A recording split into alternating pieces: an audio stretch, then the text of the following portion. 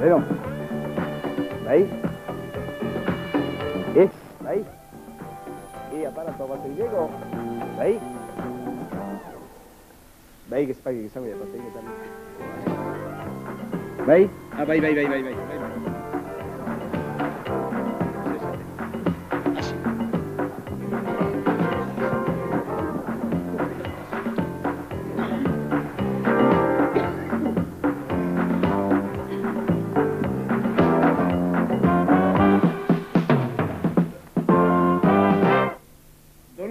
Kaleetan aurkitzen gara gaur egungo gai bati neurria hartzeko. Arrazismoaz arituko dire gaurko galderek osatuko duten inkesta. Eta berehala jakingo dugu jendeak zer pentsatzen duen gai garrantzitsu eta zabal honetaz. Moztu. Bazetorre bat, Ni ez nazagatu beti bezala. Bea, ni kanpa utzi, bale? Barkatu, galdera bat besterik ez telebistarako. Zer deritzozu, herri honetan baldago zure ustez arrazismoari? Telebistakoak, Joño, earkeari zarete lanean. Haizu barkatu atrabentzio, baina zu nungoa zea, Bilboko ala epengoa. Horrek ez dio, Ajolik. Zer diozu gai honi buruz? Gaitu ere gina aldepak. Telebistakoa zaretela bai baino. Arrazistatzat hartzen alduzu zure burua? Bai. Zu behintzalko hierritarra zea, bai, oixa. Ni seitu kontuatu nahi. Bueno, segi hortan, doktora izadete.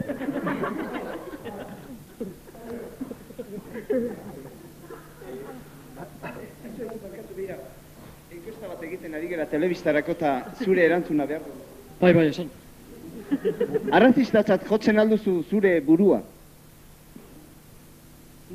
Nik uste dut emakumeak ez dugula izonezkoa bezala jokatzen.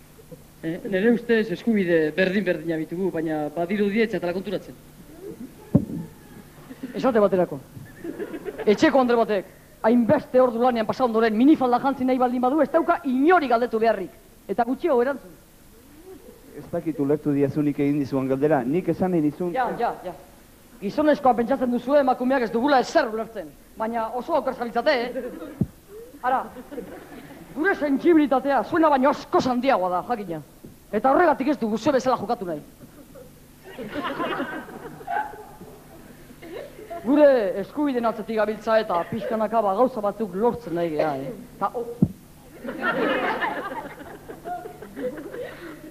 Okerrena, eta emakumen artean gainea, zera da. Kontzientzi falta. Eta horrekin dena esan da. Eskerrik asko. Eskerrik asko zuei, ni erantzuteko beti prest. Eta badakizu, Emakumeo! Beti aurrera! Moztu, olakotan moztu, ze. Ize izakire lanakin, enere aiten utziak, bale? Asi algaitu, beti bezala. Aizu barkatu, behira, enkesta bat egiten ari gara arrazismoari buruz, erantzuteko prest? Zeinen kanpainarako da? Telebistarako da. Ja. Gobernuari joko egiten. Sois la leche. Esto es pura demagogia para confundir a la opinión pública. Y mientras se siga recurriendo a estos trucos, no habrá avance político en este país. Lo que ocurre es que no se atreve a sacar a la luz pública los verdaderos problemas que tiene Euskadi. Y con todo eso lo que estáis haciendo es dar una vez más la razón al poder. Muchas gracias. ¿Dónde está la cámara? Aunque las coordinadoras hayan planteado un conflicto de competencia de desarrollo del estatuto entre las juntas generales y los poderes fácticos, como no se formen grupos de presión, esto se convierte en una república bananera.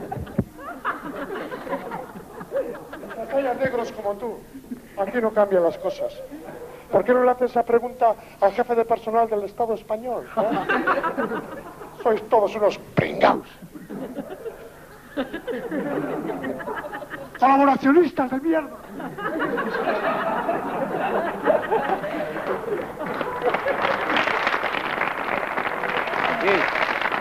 Baina, ni sensatzio. Atzereko oso ematuko, Barkatu, galdera bati erantzun galtzenioke, mesedez. Perdona, chico, pero como no lo hagas en castellano, no creo que lleguemos a ninguna parte. Perdone, mire, estamos haciendo una encuesta sobre el racismo. ¿Nos podría dar su opinión, por favor? Hijo, como no concretes más, nos puede dar el Rosario de la Aurora. A ver, vamos a ir por partes. ¿Qué es lo que quieres que te conteste? Si yo soy racista, si se da el racismo aquí, ¿qué es lo que yo opino? No sé de qué me estás hablando, ¿eh? Voy a ver si me aclaro. Para empezar, tú ya me estás considerando racista, ¿no? Porque vamos, racismo, racismo, racismo. Hay muchos tipos de racismo y de muchos colores. Como hay muchas formas de preguntar y como comprenderás también de contestar, ¿no? Mira, hijo, si tú mismo no te aclaras, puedes volverle loca a cualquiera, querido. Primero, no sabes formular una pregunta concreta. ¿Y encima me insultas? Pues, hijo, porque has tenido la suerte de encontrarte con una persona educada, ¿eh?